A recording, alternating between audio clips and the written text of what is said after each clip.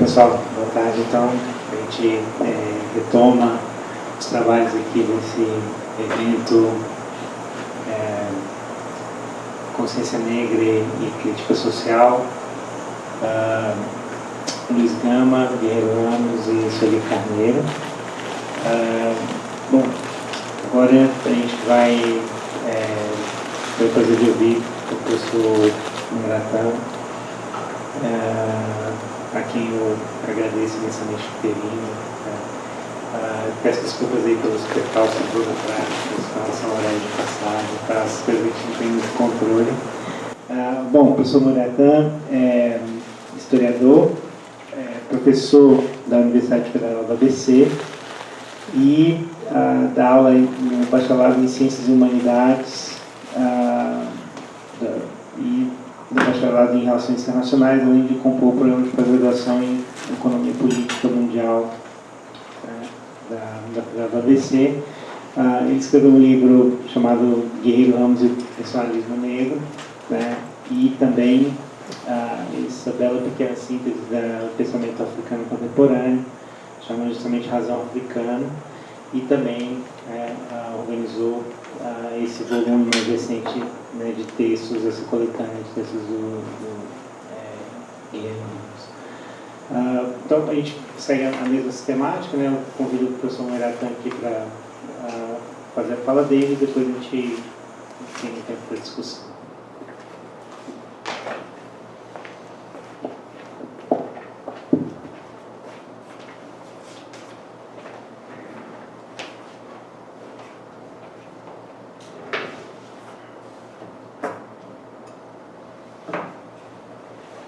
É isso. Boa tarde, minha gente. Tudo bem? Maurício, eu queria em primeiro lugar agradecer, né, seu esforço pela realização dessa atividade. Né? Vim conversando aqui e percebi que já tinha esse pressentimento, mas que não foi algo fácil esse ano, pelo visto. Né? Mas vocês perduraram e fizeram acontecer. Então, queria parabenizá-los pela exposição, né? Pelo tema, evidentemente, né? Pelo convite para estar aqui com vocês.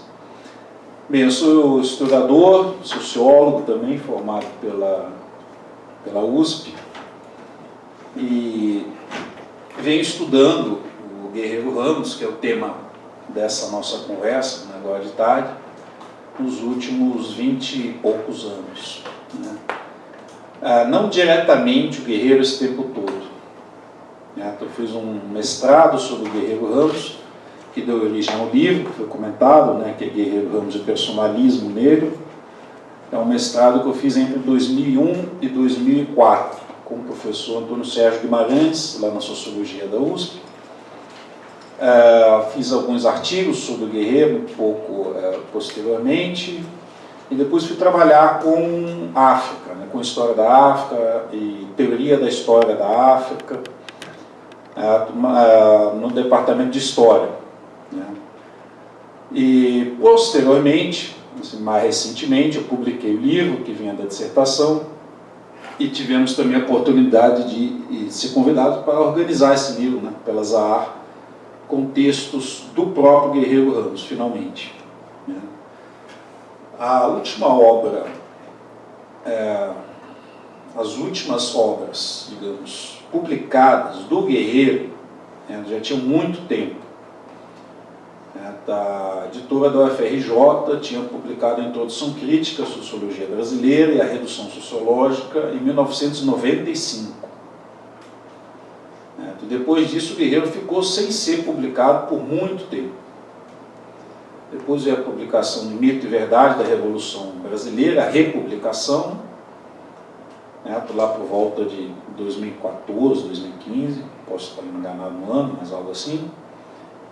E, finalmente, essa coletânea, que a gente intitulou de Negro Sou, que são os artigos, uma seleção de artigos sobre a questão étnico-racial, mas, como sempre, em Guerreiro, a questão étnico-racial está relacionada a outras temáticas, nos artigos também, a questões filosóficas, sociológicas, da construção do Brasil, enfim, e eu acho que isso é parte da riqueza, né, da contribuição do Guerreiro, como a gente vai conversar, né?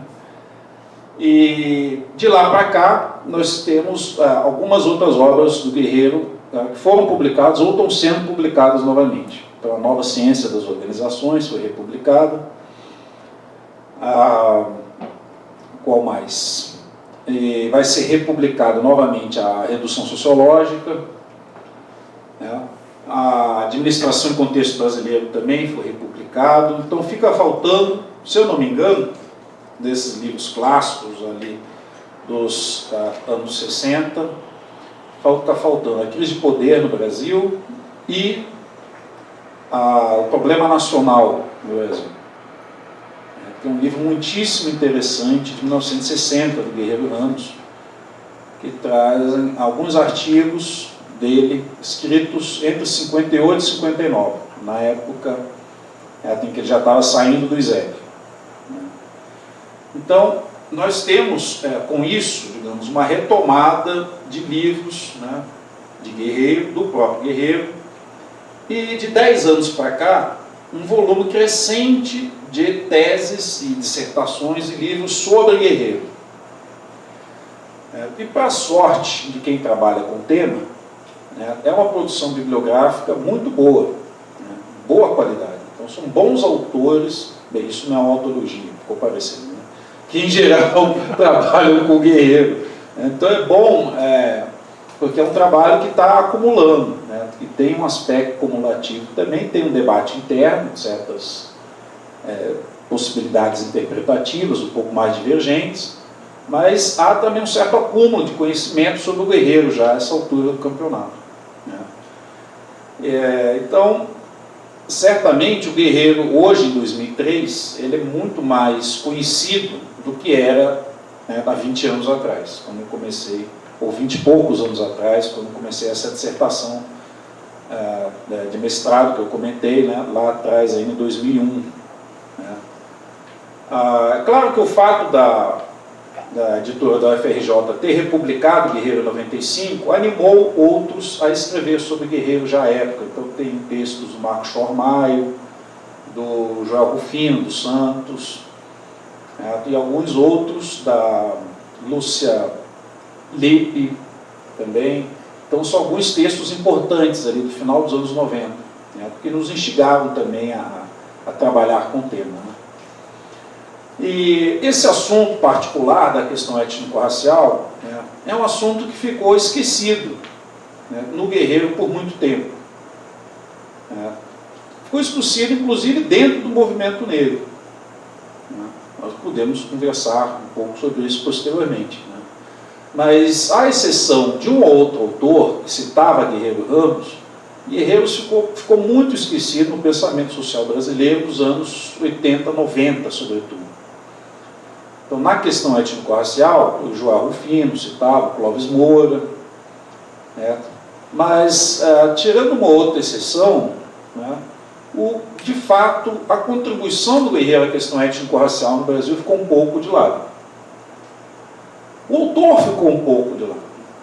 Então, talvez isso seja um pouco causa e consequência. Por que isso? Pode ter várias razões. Uma delas é que o Guerreiro faleceu jovem ainda, né, em 1982, quer dizer, jovem para um professor, um intelectual, etc. Então ele não teve a oportunidade, inclusive, de terminar, né, a contribuição que ele queria fazer. Então, a Nova Ciência das Organizações é um último trabalho, mas não é o último trabalho do ponto de vista do pensamento do Guerreiro. Ele tinha mais a produzir, ele sabia disso. Então, o Guerreiro, ele não voltou, não teve a oportunidade de voltar ao Brasil, né, como outros teóricos que saíram do Brasil por conta do golpe de 64 tiveram. E isso pesa, né, ele não criou uma escola de pensamento, não teve discípulos no Brasil por muito tempo depois, à exceção talvez a área da administração, né, porque ele esteve na faculdade lá do Federal de Santa Catarina no final dos anos 70, né, deu uma aula ou outra, e isso, claro, digamos, incentivou uma produção de autores, discípulos lá. Mas fora isso, o Guerreiro ficou, digamos, conhecido de certos grupos no Rio de Janeiro, na Bahia e em Santa Catarina, em Florianópolis. Em São Paulo, por exemplo, o Guerreiro foi praticamente esquecido. Isso tem a ver com esse fato, o Guerreiro não ter voltado para o Brasil e criado discípulos. Sim, tem a ver com o fato de que o Guerreiro ficou sendo o guerreiro do ISEB também. E como o nacionalismo brasileiro perdeu força, o Guerreiro faz parte de uma série de autores que perderam força. Tem isso também. Um outro elemento importante é o fato de que o Guerreiro ele arrumou muitas brigas em vida. Ele era um autor polêmico. E ele até gostava disso. Ele não tinha medo de polêmica. Ele não tinha medo de colocar as suas posições de forma bastante altiva. E, claro, talvez o fato dele ser um autor negro, aí sim tenha importância. Não só por ele ser negro em si, mas por ser esse autor e esse intelectual negro, muito altivo, muito seguro de si, muito crítico e polêmico. Então, uma das polêmicas, por exemplo, talvez mais conhecidas, é aquela clássica polêmica dele com o Florestan Fernandes, por exemplo, lá nos anos 50. E isso criou uma inimizade com o Guerreiro em São Paulo, com os discípulos do Florestan. Então, também é outra razão para ele ter sido secundarizado. Porque o Guerreiro publicizou as polêmicas que ele tinha com o Florestan e outros intelectuais, sobretudo de São Paulo. O modelo de sociologia dele era um modelo de sociologia prática, crítica e nacional. Podemos conversar sobre o que isso significa. Mas certamente não era o modelo do Florestan nos anos 50, e da chamada Escola Paulista, como ficou conhecido esse grupo do Florestan. Então, essa divergência se tornou pública, muito pela ação do Guerreiro, e isso não foi perdoado. Isso não foi algo que a Escola Paulista conseguiu engolir. O fato de que aquela pessoa estava dando-se o direito, tinha a audácia de criticar com tanta força e de uma forma tão polêmica o que estava sendo produzido como sociologia, especialmente em São Paulo. E nos anos 50, vamos lembrar, o Florestan não é exatamente o Florestan que a gente tem na cabeça, o Florestan militante, marxista, esse foi mais o Florestan que foi se formando assim nos anos 60. O Florestan dos anos 50, ele tinha uma tendência positivista bem marcada. Então era sobretudo contra esse Florestan que o Guerreiro estava brigando, divergindo publicamente. E provavelmente foi uma divergência que, além da esfera política, etc., que fez o Florestan se tornar também, foi um elemento para que o Florestan se tornasse desse Florestan que a gente admira hoje. Bem, o título dessa conversa nossa de hoje é a atualidade de Guerreiro Ramos. É uma pergunta, não é exatamente uma afirmação, é uma pergunta. A atualidade de Guerreiro Ramos, quer dizer, para além, o fato dele estar sendo publicado e estar sendo revisitado, é algo que evidentemente nos leva a afirmar que sim, intuitivamente. Sim, quer dizer, tem algo no Guerreiro que faz as pessoas voltarem a se interessar por ele e ver alguma atualidade nele, senão não estariam estudando ele, porque não está estudando outras 1000 pessoas.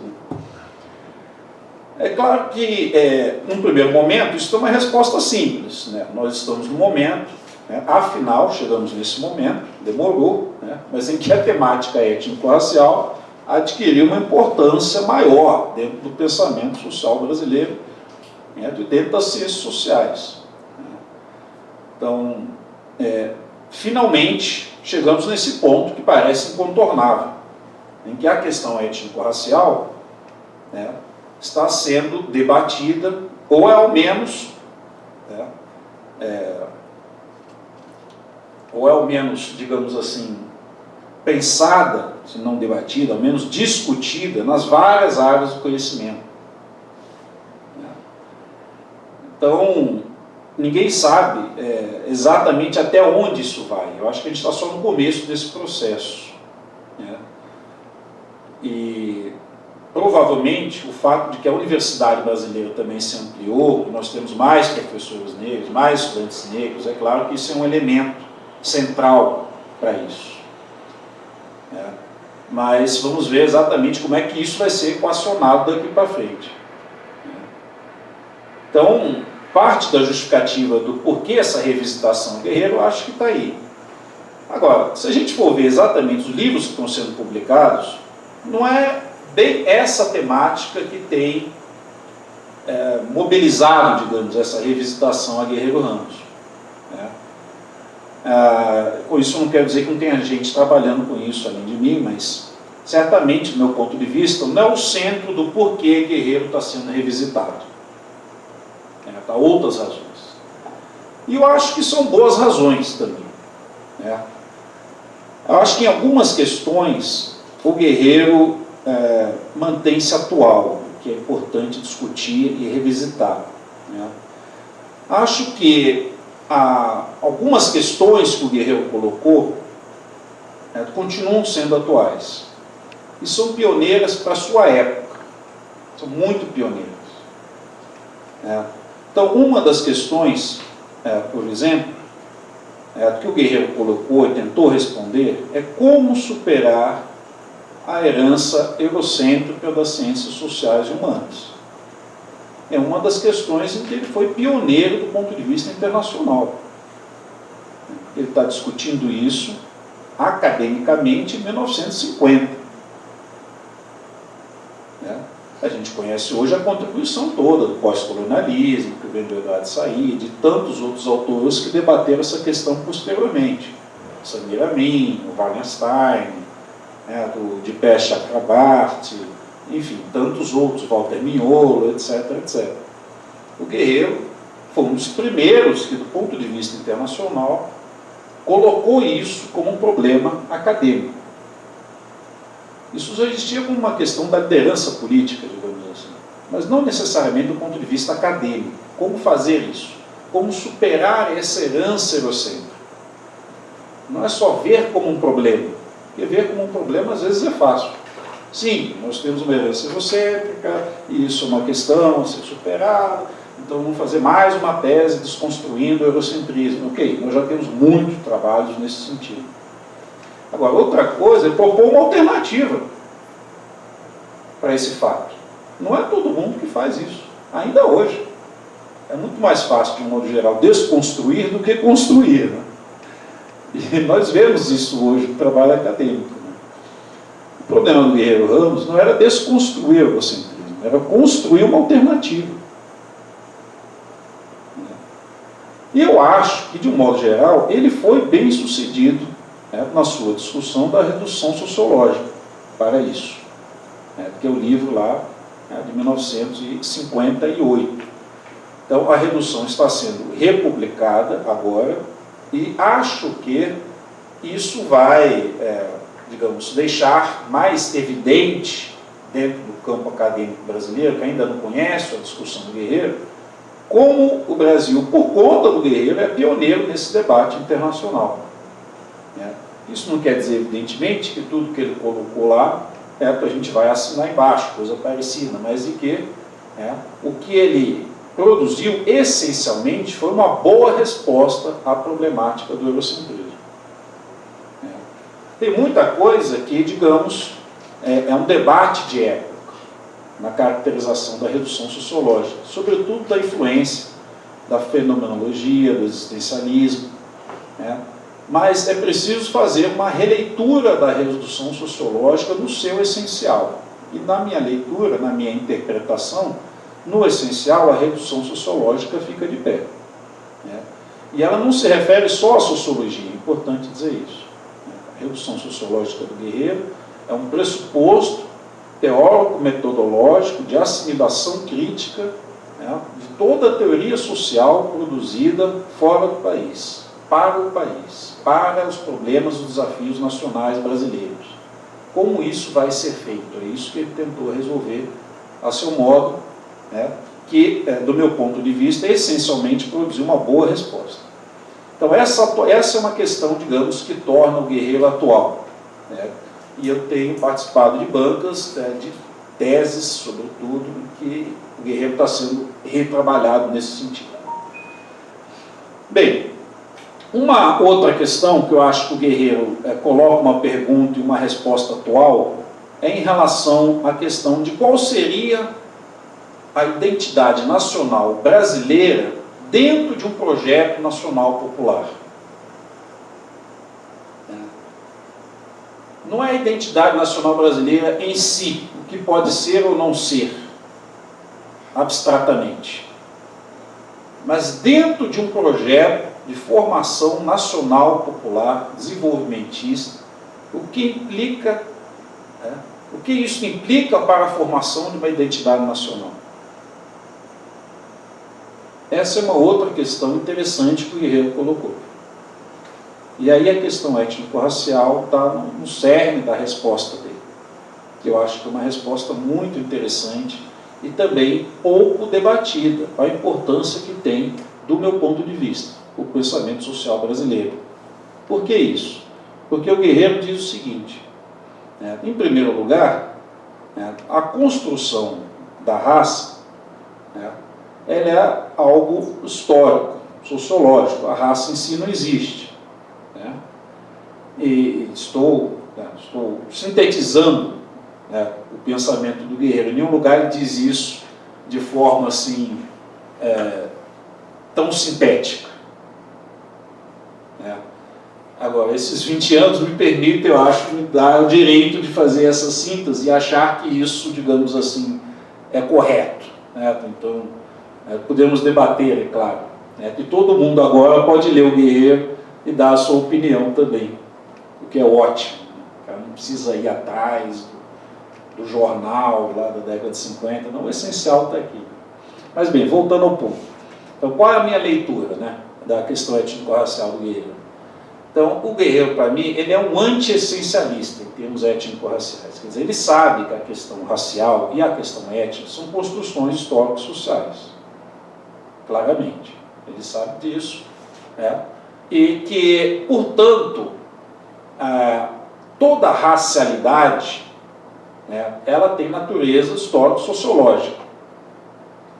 Então, existe a raça do ponto de vista sociológico, embora não exista do ponto de vista biológico.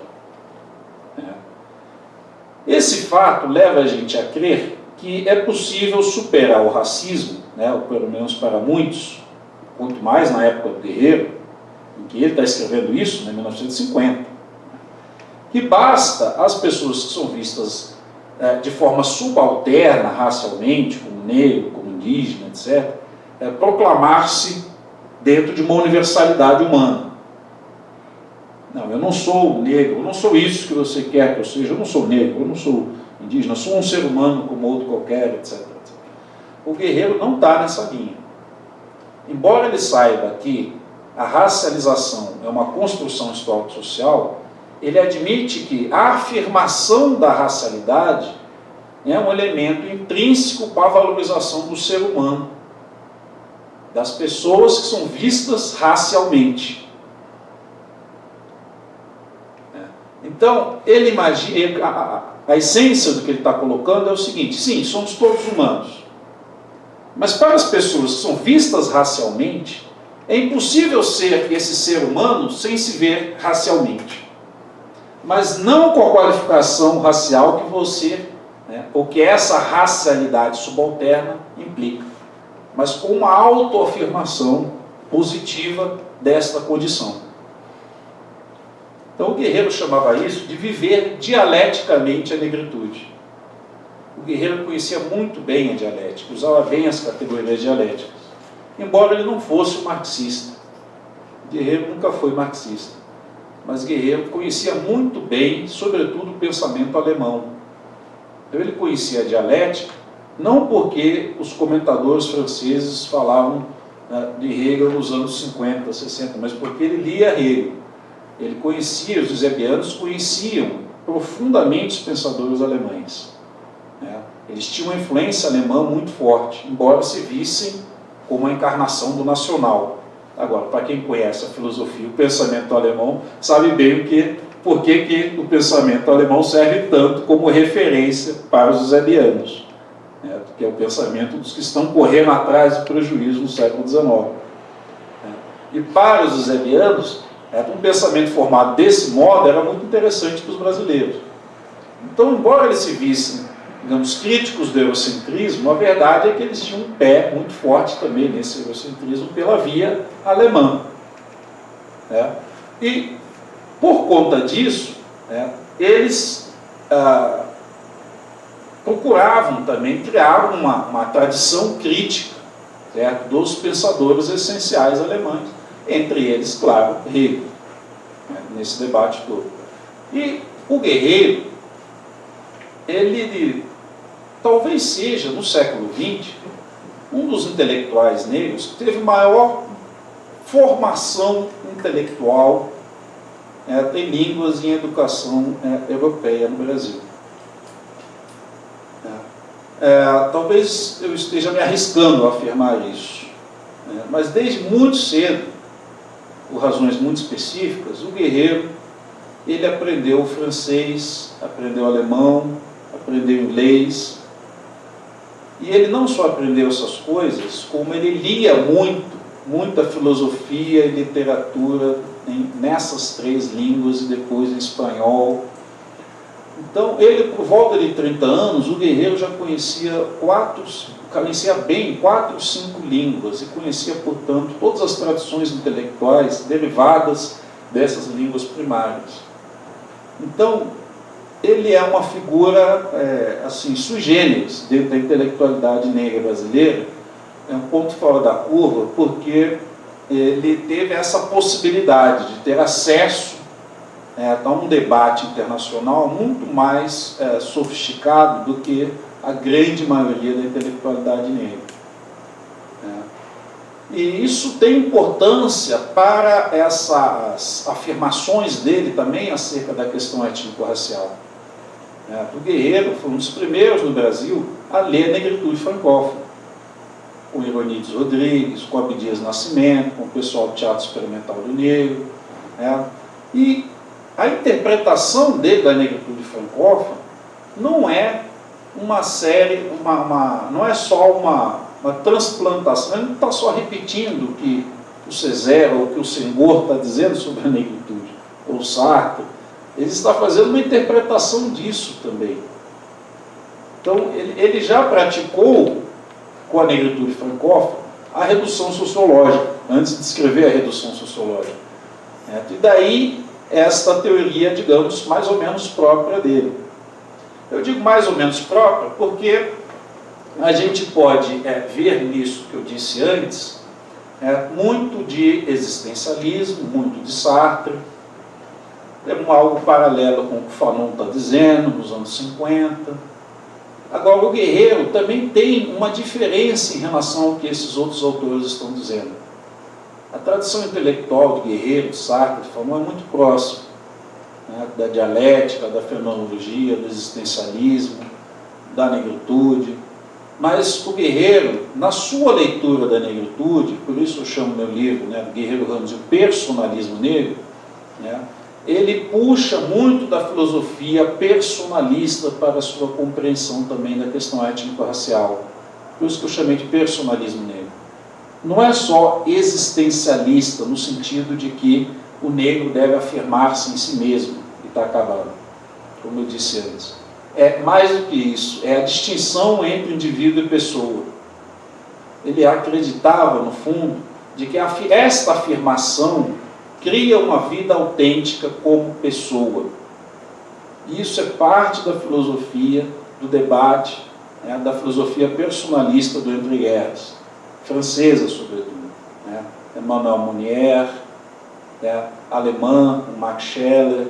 Isso tem relação com o que está sendo debatido também no Nikolai Berdyaev, intelectual russo, que também debatia na França, muita coisa, com Jacques Maritain.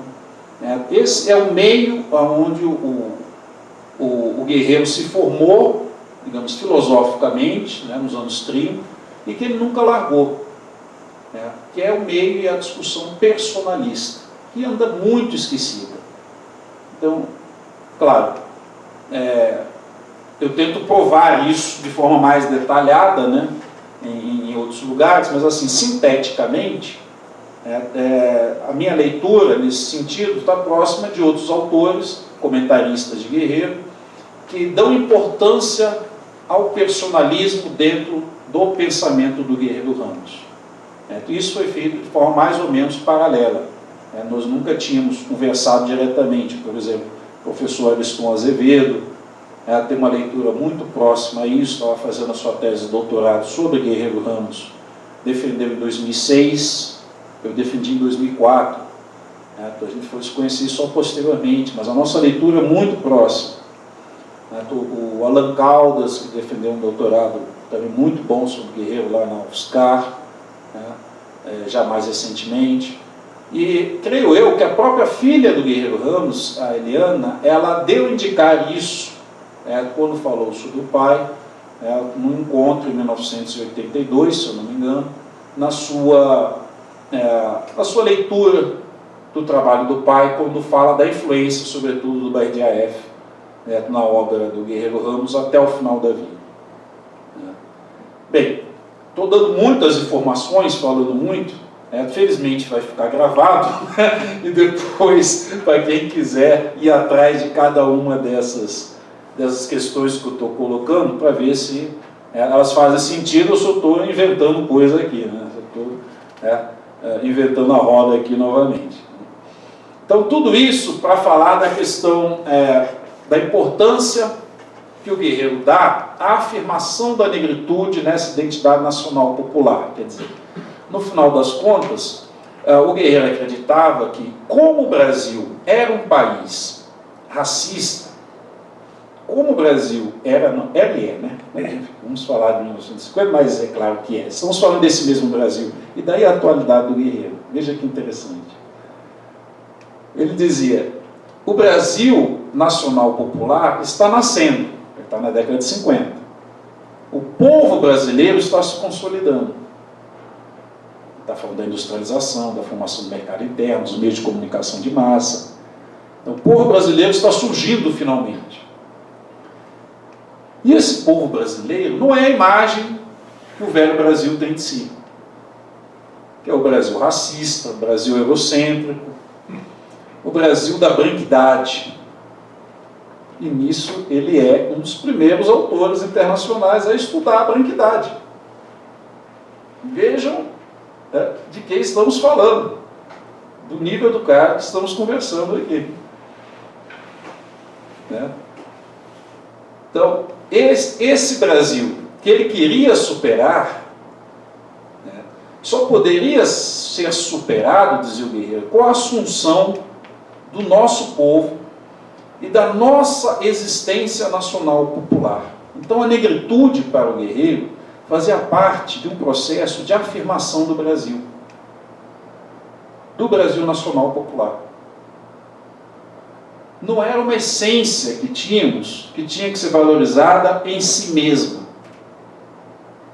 mas era uma existência que tinha que ser afirmada para a formação do Brasil nacional popular. Entende? E ele dizia, contra esse Brasil nacional popular, negro que está se formando, vai vir uma reação da branquidade. E essa reação da branquidade é que ele chamava da patologia social do branco brasileiro. Por que patologia? Porque é anormal. Ele dizia, a afirmação de si, a afirmação do Brasil é a afirmação da negritude. Mas nesse momento, o anormal, quem é? É aquele que não vê a importância dessa afirmação. Ele é o anormal, não é o negro. O negro não é o problema. O problema é este branco que se quer cada vez mais branco. E que por isso vai estudar o negro para se tornar, para se sentir, inclusive, cada vez mais branco. O problema do negro, a criminalidade do negro, a religiosidade do negro. Ele dizia, isso é patológico porque, em última instância, a gente estuda aquilo que é estranho, é anormal. E no Brasil deveria ser o contrário. O que a gente devia estudar? A gente devia estudar o branco. Por que o branco continua se vendo como branco? Num momento de construção nacional, em que finalmente o negro tem vez. Então, pelo jeito que vocês estão me olhando, entendo que vocês já sacaram a atualidade do que ele está discutindo. Não é verdade? Nós estamos falando só exatamente da década de 50, né? Então, eu acho que esses dois, retomando, essas duas perguntas, essas duas respostas são muito atuais em Guerreiro Lemos. Como superar o eurocentrismo das ciências sociais, a partir de uma postura crítica assimilativa desta tradição que nos vem, e pensando nessa reflexão, pensar os problemas brasileiros, porque ele dizia, cada país tem a sua tradição intelectual. Por que isso? Porque, em última instância, cada país responde aos seus desafios. Certas coisas têm paralelos, outras são questões que estão colocadas para a Inglaterra, para a Alemanha. E é por isso que a sociologia alemã não é igual à inglesa, porque não é igual à estadunidense. E por que a brasileira tem que ser igual à francesa ou à alemã? Teria que haver uma tradição intelectual nossa. E a nossa sociologia teria que beber, inclusive, da nossa tradição do pensamento social brasileiro, que está pensando os nossos dilemas. Daí a polêmica dele em relação à revisitação de autores, inclusive autores racistas, como Oliveira Viana, etc. Quer dizer, o Oliveira Viana, é claro que ele é racista, mas ele menos discute a raça. Ele vê o problema da raça. A resposta que ele dá a isso é racista. Mas ele é mais brasileiro do que outro sociólogo que não discute raça, que não quer saber desse assunto. Ele dizia lá isso em 1915, isso é uma polêmica até hoje. Mas, no final das contas, a resposta que ele dá, em parte eu continuo usando. Quando eu escrevi A Razão Africana, é na construção de uma tradição intelectual africana. A questão não está em ficar eternamente criticando o eurocentrismo, mas buscar alternativas para isso. E as alternativas são necessariamente a formação, a reflexão sobre tradições intelectuais alternativas. Então, esse é o ponto. Para enriquecer a nossa reflexão. Então, essa é a primeira atualidade, eu diria. Como construir, como superar o eurocentrismo dentro das nossas ciências sociais humanas. Nessa resposta da redução sociológica, que eu acho bem atual aí. O segundo ponto é esse, da questão étnico-racial, no sentido de dar uma resposta a esse dilema de construção de um Brasil nacional popular, e da reação a isso. Quer dizer, o que significa pensar uma identidade nacional de um Brasil nacional popular. No final das contas é isso. Então, eu acho que nisso o Guerreiro está muito atual na sua pergunta, nas suas perguntas e nas suas respostas. Em outros dois pontos que eu vou tentar aqui sintetizar, eu acho que ele está mais atual na pergunta do que na resposta.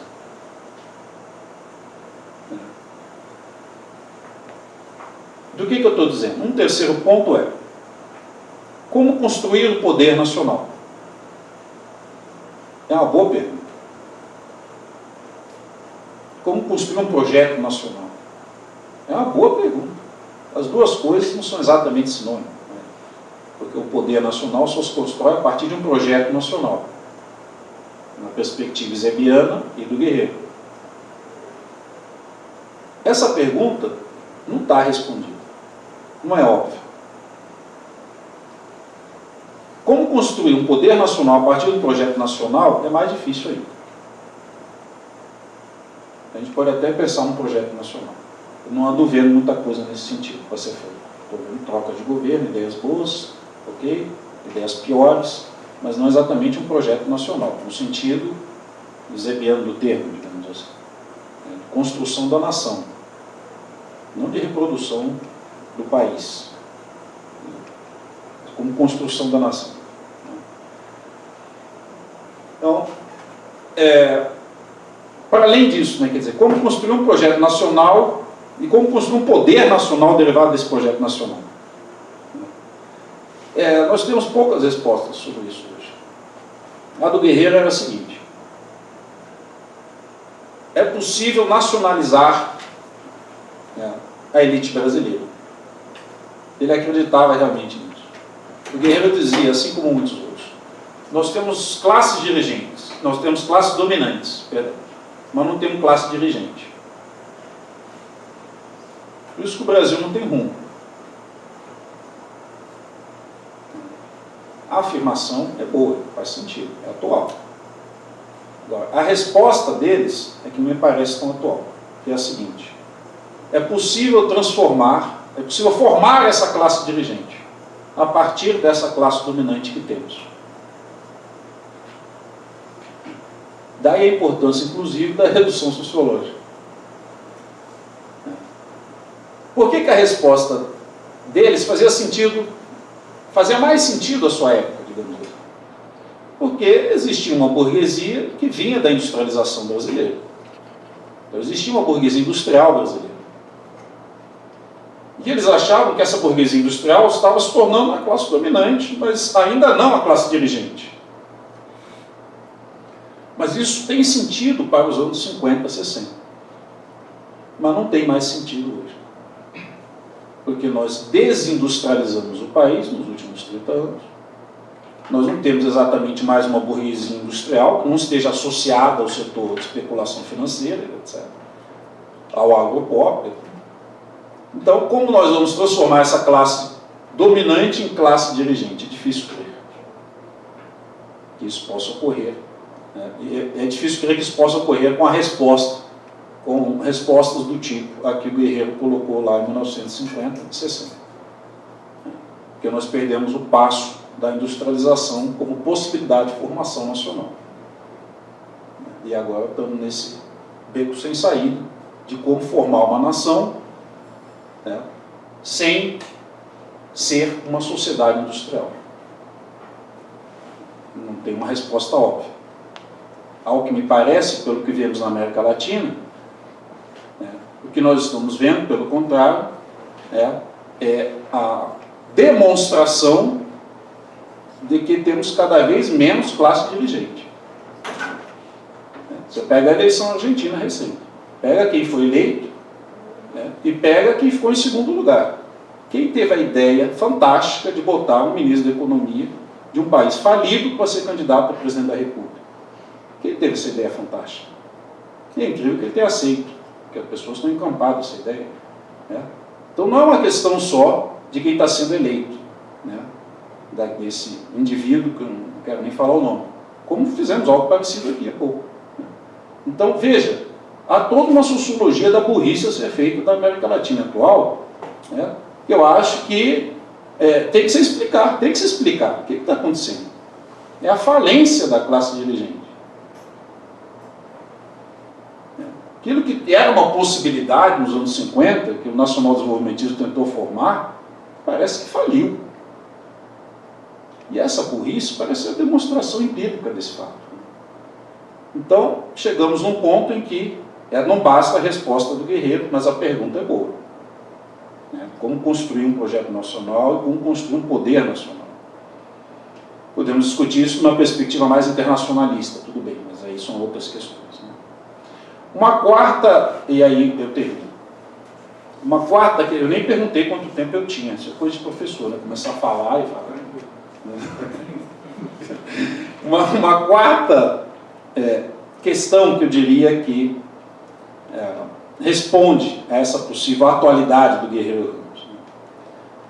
Nessa quarta, eu também acho que a pergunta é boa, mas a resposta já não é mais suficiente. A pergunta é a seguinte: como superar a sociedade centrada no mercado. É uma boa pergunta. Ele está escrevendo isso em 1970. Né? O livro publicado é de 81, né? Nova Ciência das Organizações, em que ele vai debater isso. Guerreiro tem uma resposta para isso. Ele diz: é preciso formar uma sociedade em que haja uma delimitação dos sistemas sociais. Os guerreiranos sabem bem o que é isso, é TDSS. É possível pensar uma sociedade em que haja uma delimitação de sistemas e que o mercado, portanto, seja restrito. Ele pode ser, inclusive, potencializado nessa restrição, mas ele tem que ter uma delimitação. Ele não pode ser o centro de toda a sociedade. Ele não pode ser o centro que organiza o mundo social. Ele precisa existir. É importante que ele exista. Ele pode ser potencializado nessa sua restrição, mas ele não pode ser o centro do mundo social, da sociedade. Ele não pode regular toda a vida social. Então, essa é uma resposta inacabada que o guerreiro dá. Por que eu digo inacabada? Porque ele não discute como é que isso vai ocorrer. Ele coloca a questão, mas ele não nos diz como é que isso efetivamente vai ser realizado. Certo? Então não há uma resposta completa, pelo menos. Uma resposta boa, em tese. Né? Mas nesse campo não adianta só ficarmos em tese. Né? Por exemplo, como é que fica a questão do Estado nesse contexto? Como é que o Estado pode exercer esse espaço de regulação e de normatização dos diversos sistemas sociais? O guerreiro não responde. Isso é o quê? Isso é socialismo real? Ele diz, não, não é socialismo real. É o seu quê, então? É socialismo de mercado? Ele não viu o socialismo de mercado no estilo vietnamita, chinês, dos anos 80 para cá. Tem um bom debate, se é capitalismo de Estado ou se é socialismo de mercado, tudo bem. Aceito que é um bom debate e acho que tem boas interpretações dos dois lados. Mas vamos supor que essa caracterização como socialismo de mercado faça sentido. Né? Guerreiro não viu isso. Então não dá para pedir a ele uma opinião sobre.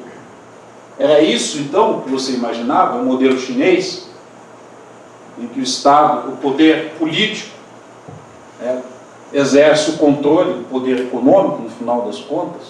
No final das contas. A minha impressão é que ele diria que não é esse o modelo que ele imaginava. Porque os exemplos que ele dá na Nova Ciência das Organizações se referem à capacidade de autorregulação dos grupos sociais, dos indivíduos, inclusive, suas habilidades alternativas, do direito de viver sem as regras estabelecidas pelo mercado ou pelo Estado, e daí por diante. E ele dá nomes específicos a todos esses grupos, etc. Então, é difícil crer que o modelo estilo chinês, socialismo de mercado, seja o que ele estava querendo dizer com as suas colocações. Mas como as colocações dele são abstratas, e não puderam ser testadas na prática enquanto modelo de sociedade, a resposta ficou, já à época, necessariamente, digamos, incompleta. Para essa grande pergunta que ele se fez dentro da década de 60 e 70. Como superar a sociedade centrada no mercado? Agora, a pergunta me parece absolutamente atual.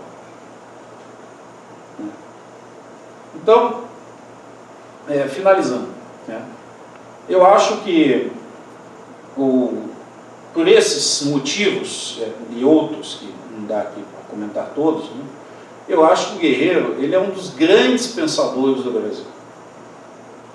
ele não é só alguém importante para o campo da sociologia, ou para o campo da administração. Ele é um dos maiores intelectuais brasileiros, por essas e outras questões. Acho que, provavelmente, nós só vamos perceber isso quando o Guerreiro for mais conhecido lá fora. Sobretudo na Europa. Aí, provavelmente, nós vamos editar as obras completas do Guerreiro Ramos. Viu, Bruno? Não foi o que aconteceu com o Luiz Gama? Eu acho que é o que vai acontecer com o Guerreiro. Quando o Guerreiro sair no centro, nós vamos olhar para trás e dizer: nossa, nós tínhamos esse cara aqui dentro. Que é o que está acontecendo, inclusive, com outras figuras, né? Não é só o Luiz Gama. Aconteceu com Lélia Gonzalez, aconteceu em parte com Clóvis Moura também. Então, pelo visto, temos ainda muitos passos para caminhar, andar dentro dessa nova dinâmica, intenção de criar um campo antirracista no Brasil. Eu acho que estamos só no começo dessa empreitada. É isso, meus caros. Obrigado.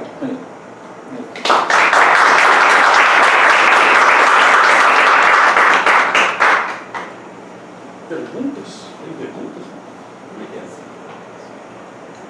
Seria legal.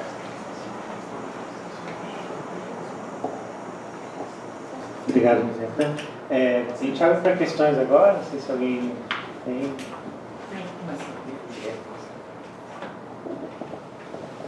Obrigado, Miguetan, pela exposição, pela provocação também. Eu confesso que ainda estou aqui na metade do livro, né, do Negro Sou.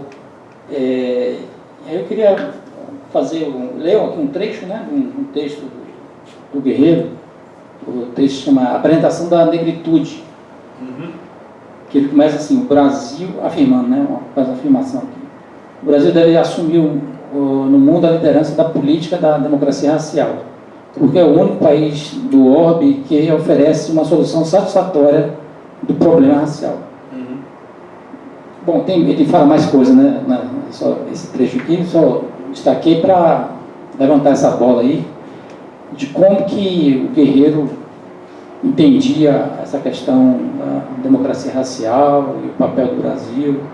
E uma outra pergunta é assim, qual a relevância, né? Onde que entra na trajetória dele o teatro experimental, né, do negro, na trajetória do Guerreiro, né? Porque ele tem textos aqui sobre sociodrama, né, que ele explora um pouco aquela vivência lá do teatro, né? Então, qual é a relevância na trajetória dele, efetivamente, né? Talvez a gente possa fazer uma pequena rodada. Eu vou aproveitar, e colocar também duas questões breves, né? Talvez um pouco para me contrapor, digamos assim, a ideia de que, né, dos 4 pontos, de que o segundo ponto seria uma boa resposta, e o terceiro ponto uma resposta não tão boa, né? De onde vem o contraponto, né? Talvez queria te pedir para explorar mais esse lugar do nacional, né, dentro do pensamento do Guerreiro, porque eu fiquei pensando, você mencionou a Lélia, né, justamente se a categoria de americanidade, por exemplo, ela não dá uma resposta melhor ou politicamente, digamos assim, mais estratégica ou mais interessante a esse respeito, né? Assim, a Lélia chega a ela em outros, entre outros fatores, né, vendo que há digamos assim, um problema que é como o Brasil se enxerga, né, dentro do contexto de outros países latino-americanos, pensando em como ela reconhece o mesmo tipo de exploração, de dominação da mulher negra em todos esses contextos. Então, parece que a categoria de americanidade deflaciona um pouco a necessidade de dar uma resposta especificamente nacional, percebe? Nesse contexto. Então, essa seria uma primeira pergunta. A segunda seria relativa, digamos assim, a esse problema da classe dirigente, digamos assim, né? E aí o meu questionamento seria, você acha que as políticas de ação afirmativa não seriam, a seu modo, uma maneira de realizar essa ideia de uma nova classe dirigente, a seu modo, bem a seu modo, quer dizer, pensando simplesmente que um dos elementos que estão contidos nisso é que você tenha mais pessoas negras em posições hierarquicamente superiores dentro da sociedade, se isso não seria um modo de dizer assim, olha, né, comecemos daí de uma nova classe dirigente, percebe? Claro que não tem nada da coisa da industrialização, da burguesia e tal, mas tem esse elemento que talvez seja um modo, digamos assim, de concretizar de repente aquilo que estava pensado ali. Essa questão. Tem mais alguém? Bom, a gente faz essas então agora nessa primeira rodada.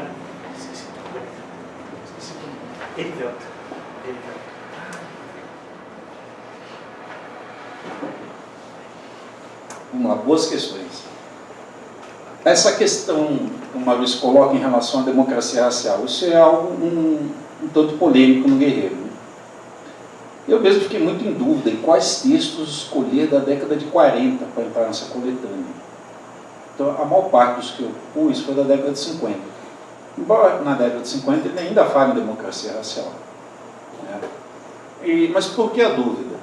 Porque na década de 40 é claro e evidente que o Guerreiro usa isso como uma tática. Né? E nisso ele está fazendo algo muito próximo a que boa parte da elite negra brasileira está fazendo no pós-guerra. Quem decifrou isso bem foi o Antônio Sérgio Guimarães, sociólogo, que estudou esse assunto em particular. Né? E é que ele mostrou, entre outras coisas, que a celebração da ideia de democracia, estávamos saindo do Estado Novo, né? Após a Segunda Guerra Mundial. A celebração em cima do termo e da própria ideia de democracia racial fez com que a elite dos movimentos negros, à época, passasse a usar essa terminologia dentro de uma política antirracista. Então, o que isso significava? Significava dizer o seguinte: estamos numa democracia racial, então como é que tem racismo? É disso que se trata. Então, aceitar o pressuposto, mas criar uma política antirracista tendo em conta que esse seria o pressuposto. Isso é usado pela elite negra até 64. Ainda. Isso veio da imprensa negra, também, na verdade. Então, não é uma burrice, é uma inteligência. O que eles estão dizendo? Porque se eles atacassem, não, o Brasil é racista, ninguém ouviu. O que eles fizeram? Eles passaram a aceitar que é isso. Em comparação, porque a coisa da democracia racial toda, parte da força ideológica da ideia de democracia racial tinha o quê de época? Porque a gente entendia racismo como separatismo. Hoje a gente sabe que racismo é muito mais sofisticado que isso. Mas à época, lá em 1940, 1950, a gente juntava as duas ideias. Então, se o cara é racista, ele é separatista. Então, portanto, o racista é o sul-africano, é o estadunidense. Então, por isso que a ideia da democracia racial pegou também tão fortemente. Tinha um caldo que explica isso, o contexto que explica. Então, para eles, a aceitação da democracia racial tinha esse pressuposto de que fazia parte da luta antirracista falando em democracia racial. Tanto que o movimento negro, ainda nos anos 80, fala que precisamos construir uma verdadeira democracia racial. Ele está jogando com essa ideia, que é uma ideia que se tornou um mito de formação nacional, de reprodução da nossa nacionalidade, quase que algo questionável. Então, eu pegar isso que é algo questionável e questionar por dentro, em vez de ficar batendo por fora. Que é o que a gente faz hoje, mas hoje é hoje. Em 1950, a coisa era diferente. Então, tem esse texto da apresentação da negritude, é um dos que o Guerreiro faz isso de forma mais, evidente. Agora, sinceramente, aqui entre nós, ele está tirando sarro.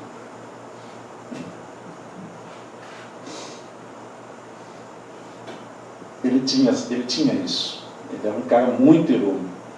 Terrível você ler o Guerreiro. Você não pode ler inocentemente o Guerreiro, porque ele é malvado com a gente. E ele tira sarro do leitor. E ele está tirando sarro dos caras com quem ele está conversando. Por que eu sei disso? Porque os alunos dele, das universidades aqui para lá, falam isso. Que ele está cansado de saber que o Brasil é um país extremamente racista. Ele nunca disse isso, nunca escreveu isso publicamente. Mas toda essa discussão étnico-racial, o Guerreiro tinha a sabedoria de tratar com muita ironia, muita sacanagem. Mesmo na afirmação da negritude. Por isso que muita gente também tem uma querela com o Guerreiro, digamos assim. Porque ele dizia, por exemplo, coisas do tipo: essa discussão da afirmação da religiosidade negra só interessa aos negros que estão envolvidos nessa questão junto com os brancos. Porque o negro brasileiro não tem uma religiosidade particular. Então, ele está brincando com os caras e com os intelectuais brancos, que ou eram do candomblé, ou estavam estudando o candomblé, lá nos anos 50, nos anos 60, e ele dizia, isso aí é um acordo mútuo entre eles para autovalorização.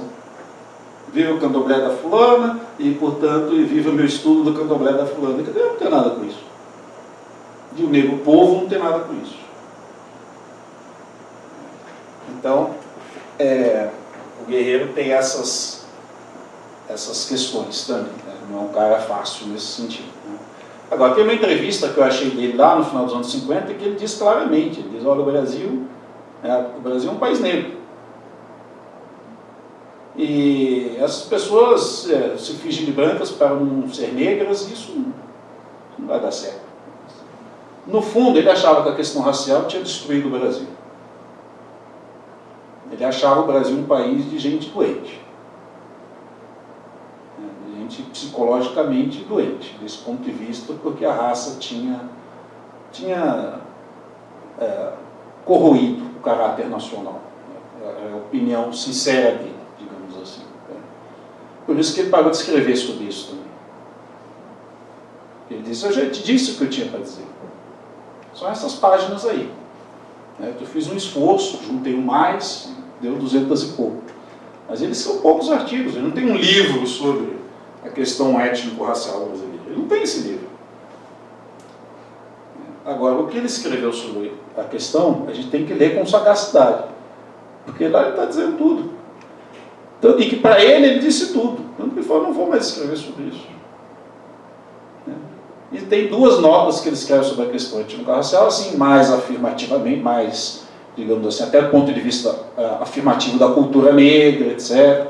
Mas aí já é coisa dos anos 70, que está aqui ele também na coletânea, que ele escreveu a pedido da Abdias, a pintura da Abdias, sempre foi muito amigo da Abdias, etc. Os filhos se casaram, enfim. E ele escreveu assim, mais afirmativamente da questão da cultura negra, dizendo, olha, como hoje é vista a cultura negra, assim, é um elemento importante da negritude, nos anos 70, lá nos anos 50, ele tinha muita desconfiança de uma afirmação da cultura negra do ponto de vista da classe média negra.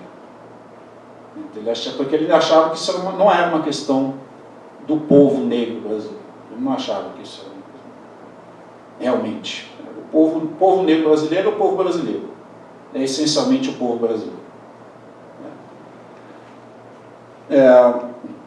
Sobre a questão do TEM, durante a minha pesquisa, eu fiquei muito curioso do porquê que o Guerreiro se aproximou do TEM. Porque não era algo exatamente óbvio.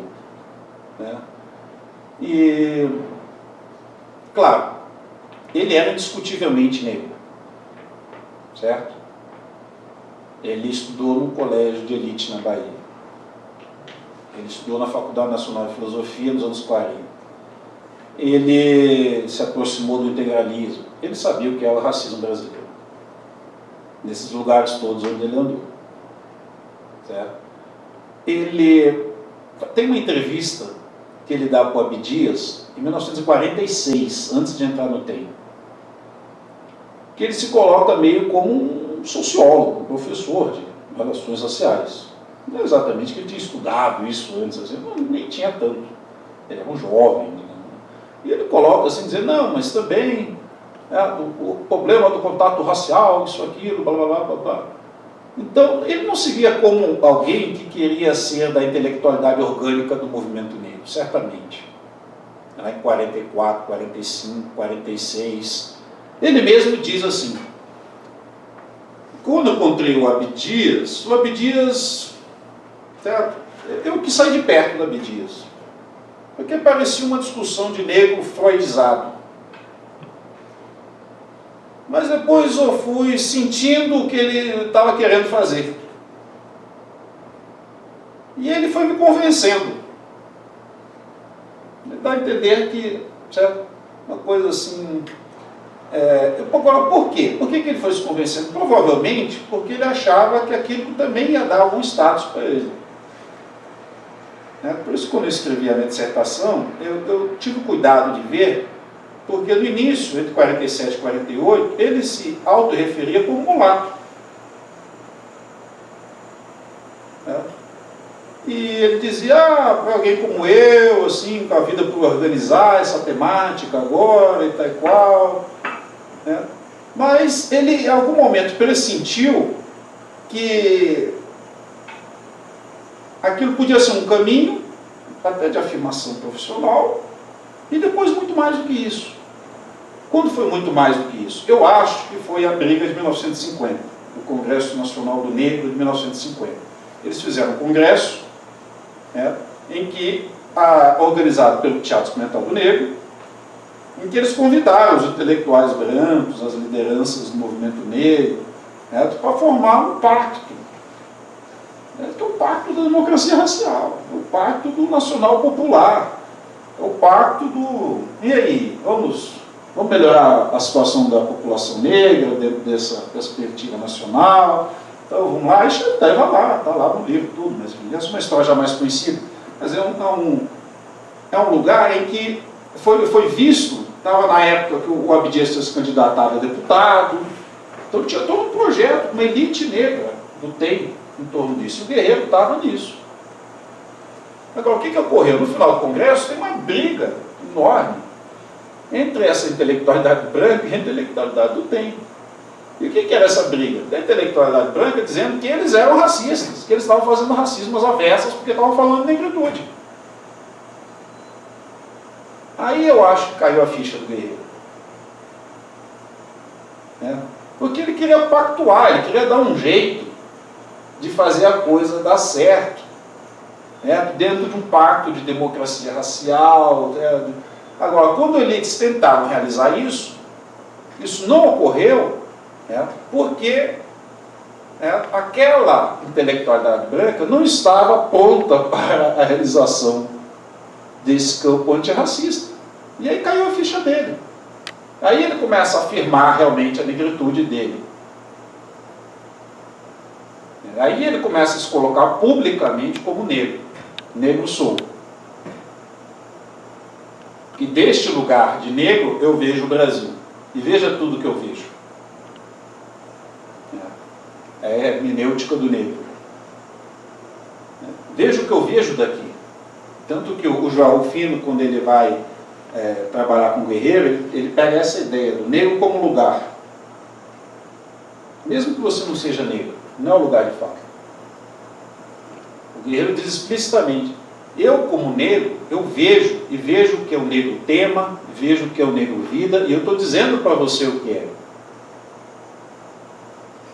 Não, ele não está dizendo só o negro pode ver, ele está dizendo que você veja o que o negro vê, desde o seu lugar de negro. E vamos conversar a partir daí.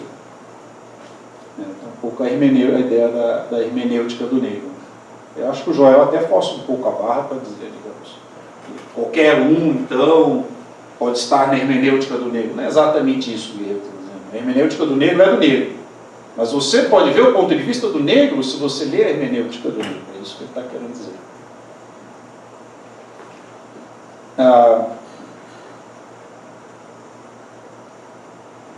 A pergunta do Heriberto, duas boas perguntas também. Eu acho o seguinte, eu acho que o Guerreiro dá uma boa resposta para a questão étnico-racial, identidade nacional, Brasil nacional popular.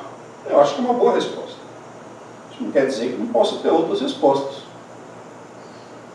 Né? O que me interessa pessoalmente hoje é ver a relação de continuidade existente entre essas várias respostas da intelectualidade negra.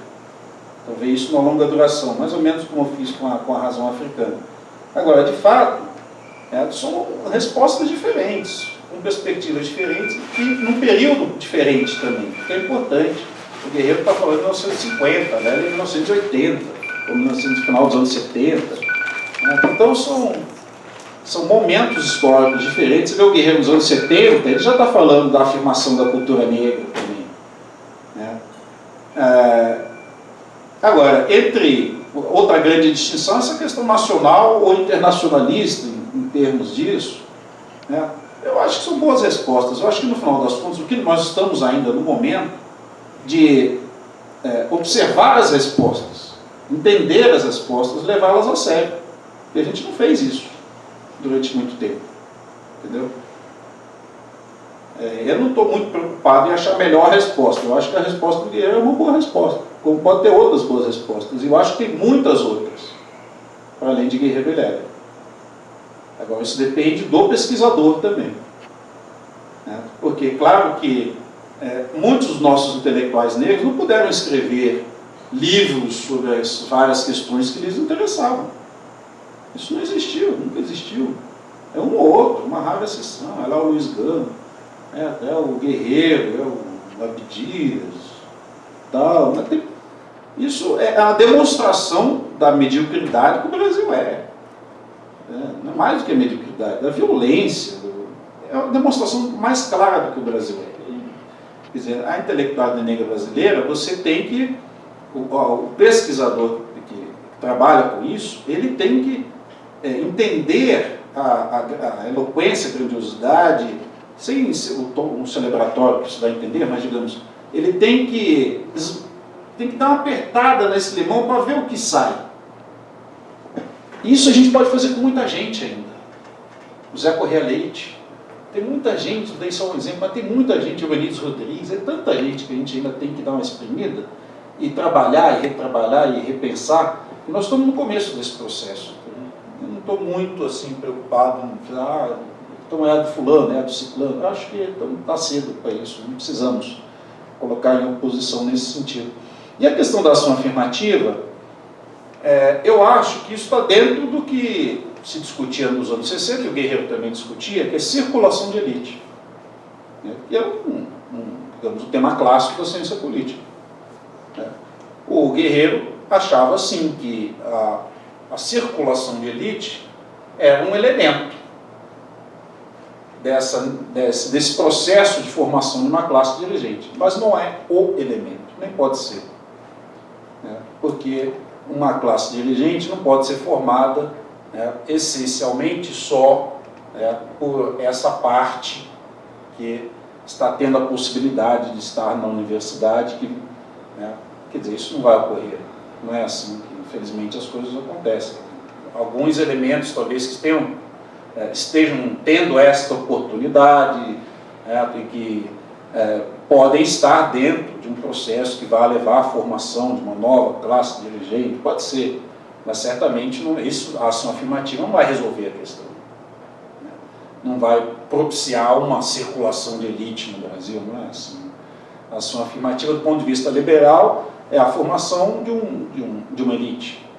Mas não há elite, é de um grupo. Um grupo que leva os demais a crer que é possível. Nós até estamos tentando fazer um pouco mais, de ampliar e fazer com que isso se transforme num processo de circulação de elite. Então não é exatamente o modelo americano que a gente está fazendo aqui. Muita gente não percebeu, mas tudo bem. Talvez até felizmente não tenham percebido. Mas melhor calar a boca, né? Então isso é parte do processo de circulação de elite. Né? Mas que ideia, imagina se essa nossa nova classe dirigente fosse o Silvio Almeida e todo mundo que está aí aparecendo, não é assim, né? Não vai ser assim. Aliás, o Silvio gosta muito do Guerreiro, não por acaso. Né? E aí, o que mais? Mais alguma questão?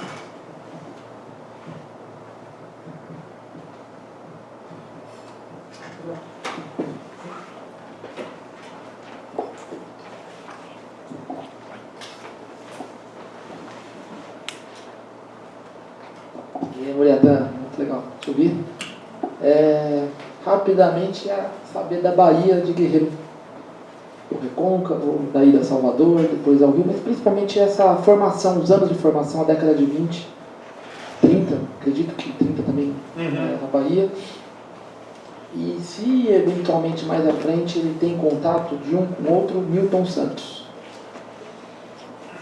Ambos baianos que vão para o Rio, capital, tem uma diferença geracional considerável, claro, acho que 15 anos talvez. Então ele tem esse diálogo com a Abdias, mas se a geração seguinte, o Milton Santos, fazendo um percurso parecido, né? Ambos estudam direito,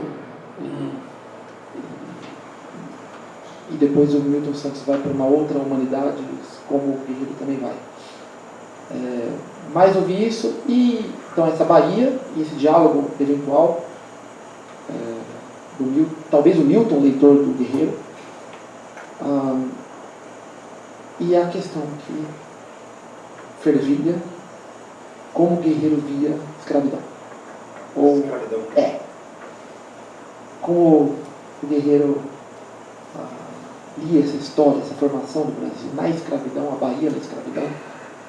Então, são essas três. Muito obrigado.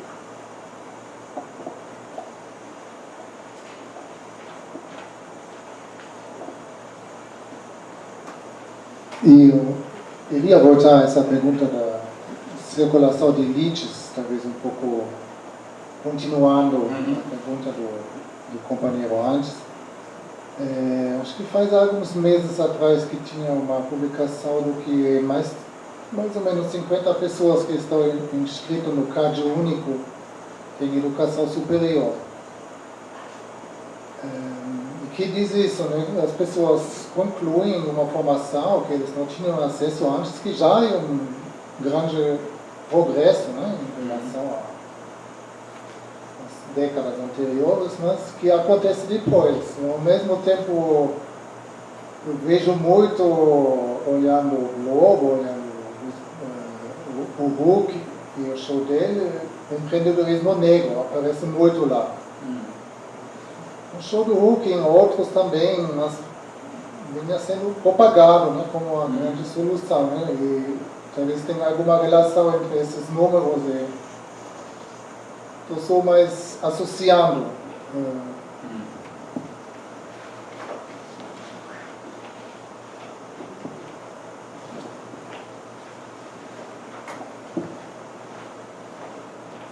A Bahia do Guerreiro.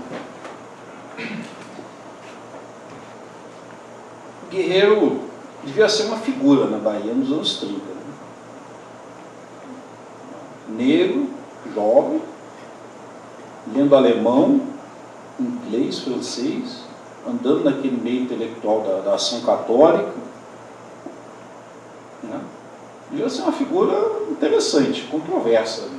Né? Um pessoal, digamos, mais ou menos associado ao integralismo, não propriamente dentro, que eu saiba, mas muito próximo do integralismo dos anos 30. E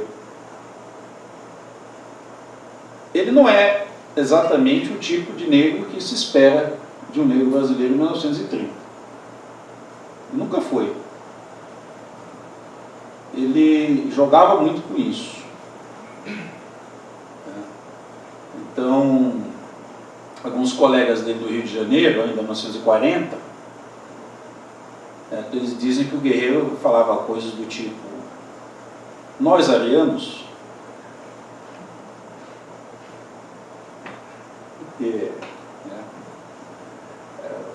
sacanagem dele, música clássica, meu charuto, porque eu não sou o negro que você espera que eu seja.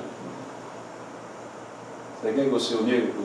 Eu sou o seu negro? Eu não sou o seu negro. Então, desde jovem, ele brincou muito com isso. Né? Isso ele com 20 e poucos anos.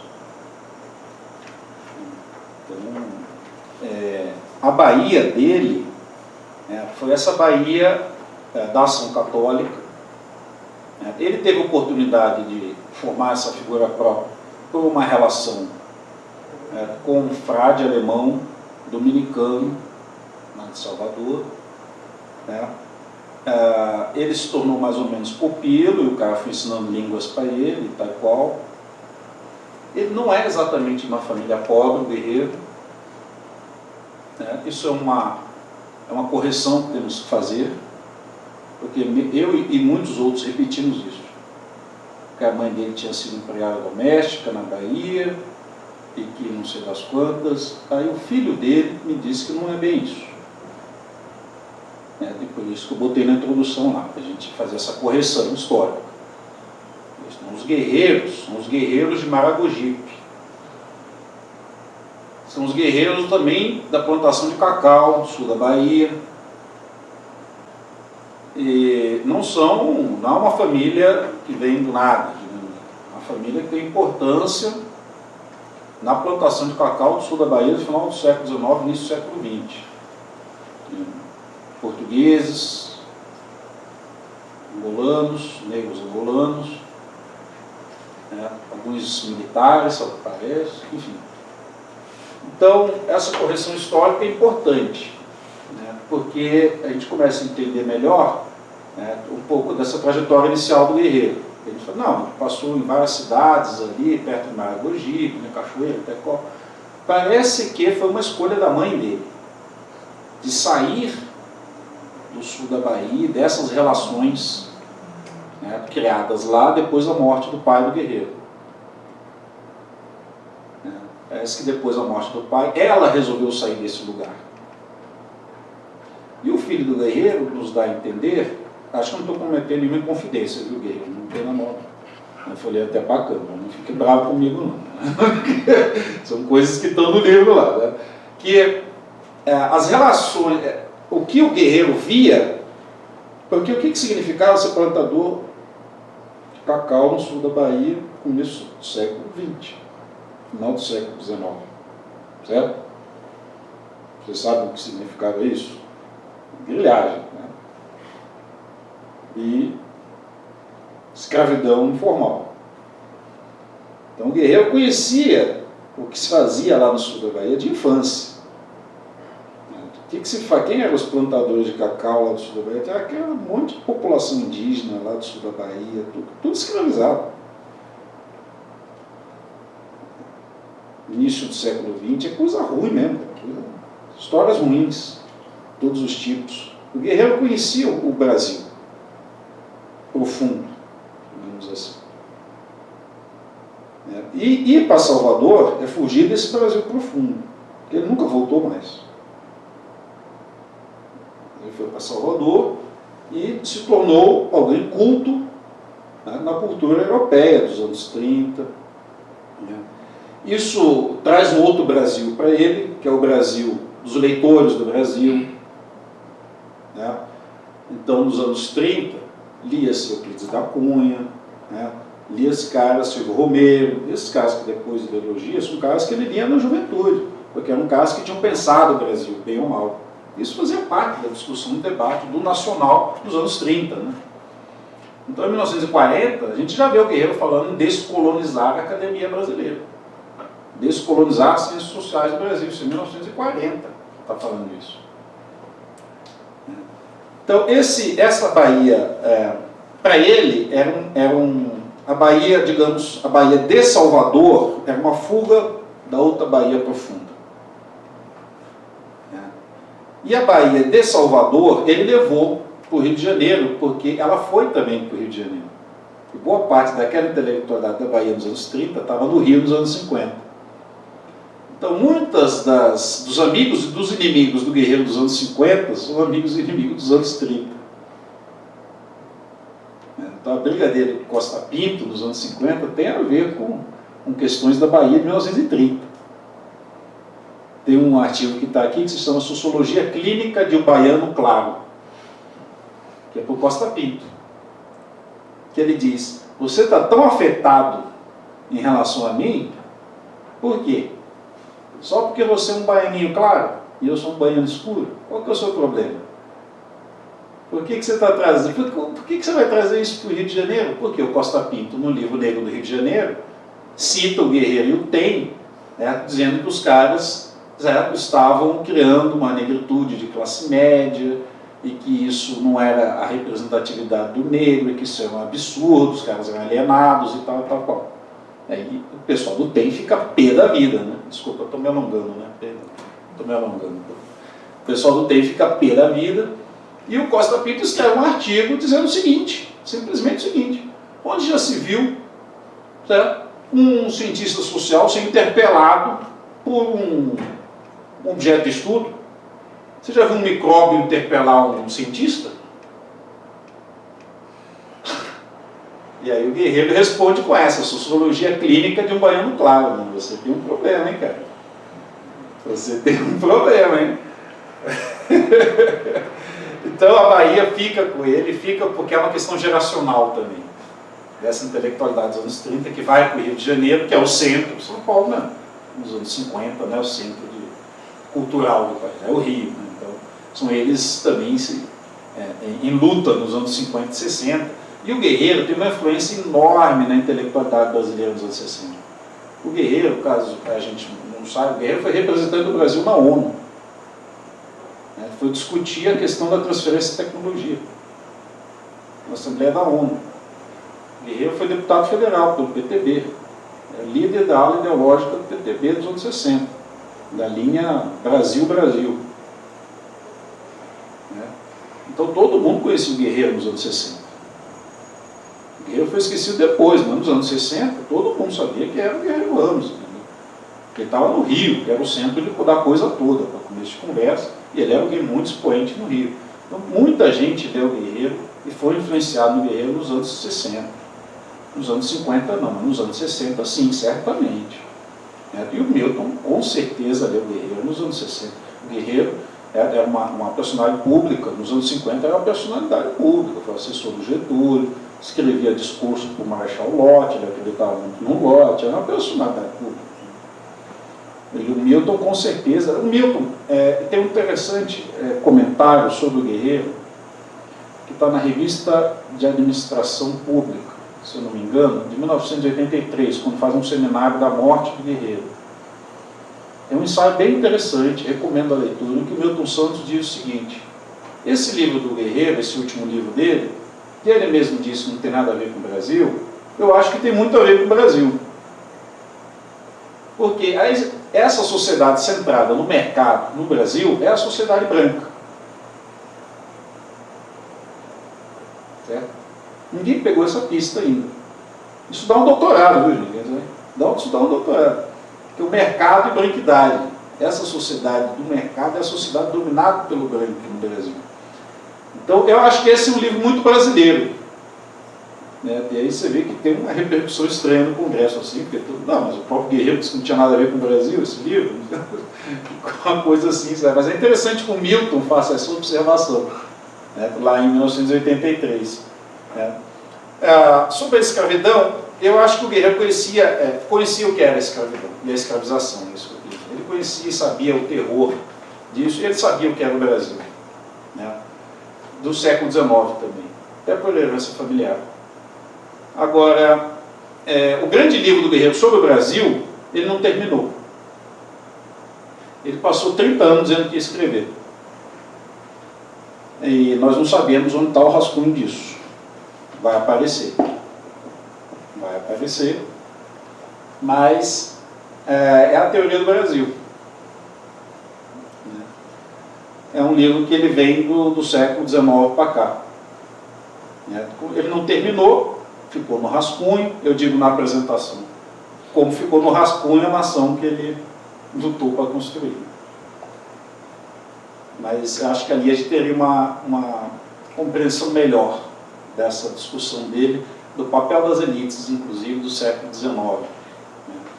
Ele teria, acho que, uma visão razoavelmente polêmica sobre isso, porque ele acha que a afirmação do Brasil no século XIX estava relacionada à unidade territorial, à escravidão, e como é que isso, e os pontos positivos e negativos disso. Ele via pontos positivos também, da afirmação da unidade territorial, etc. Provavelmente é o que, imagino eu, esteja lá no rascunho, mas eu nunca li. Se alguém leu, melhor trazer ao público, porque está na hora. Abraço.